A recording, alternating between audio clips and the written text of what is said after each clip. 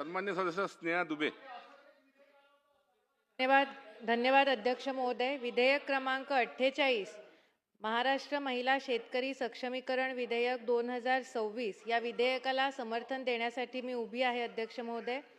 अध्यक्ष महोदय, असे विधेयक आणणारे महाराष्ट्र राज्य हे पहिलंच राज्य झालेलं आहे। त्यामुळे सर्वप्रथम मी राज्याचे सन्माननीय मुख्यमंत्री देवेंद्रजी फडणवीस, सन्माननीय उपमुख्यमंत्री एकनाथजी शिंदे, सन्माननीय उपमुख्यमंत्री सुनीत्राताई पवार आणि कृषी मंत्री सन्माननीय दत्तामामा भरणे यांचे मनापासून अभिनंदन करते।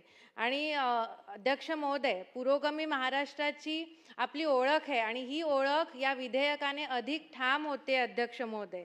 अध्यक्ष महोदय, मी बऱ्याच वेळापासून विरोधी बाकांवरनं सुद्धा जी भाषणं होत आहेत ती ऐकतेय। काही मागण्या होत आहेत की हे विधेयक आणलेलं आहे तर अर्धा एकर जमीन महिलांना द्या किंवा सातबाऱ्यावर महिलांचं नावं टाका। अध्यक्ष महोदय, मुळात हे विधेयक अशासाठी आणलेलं आहे की ज्या महिलांचं नाव सातबाऱ्यावरती नाही आहे आणि म्हणून त्यांना फक्त शेतमजूर हा दर्जा दिला जातो, त्यांना शेतकरीचा दर्जा मिळावा म्हणून हे विधेयक आणलेलं आहे अध्यक्ष महोदय। त्यामुळे कोणाचं नाव सातबाऱ्यावर चढवण्याचं किंवा कोणाला जमीन देण्याचा इथे प्रश्नच उद्भवत नाही अध्यक्ष महोदय।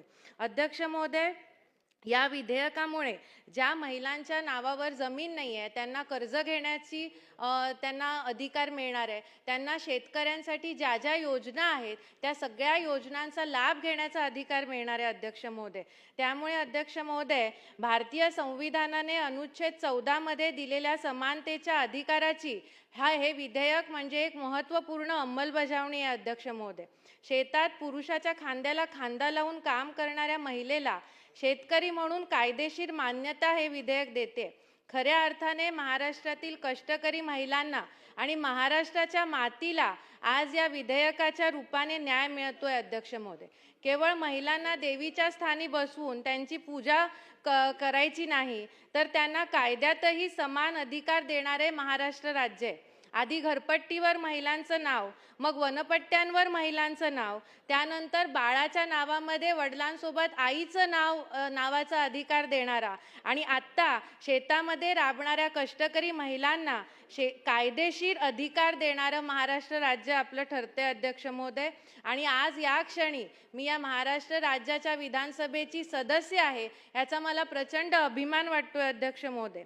या विधेयकाचं अध्यक्ष महोदय मी स्वागत करते आणि या विधेयकाला समर्थन देऊन मी इथेच थांबते। धन्यवाद।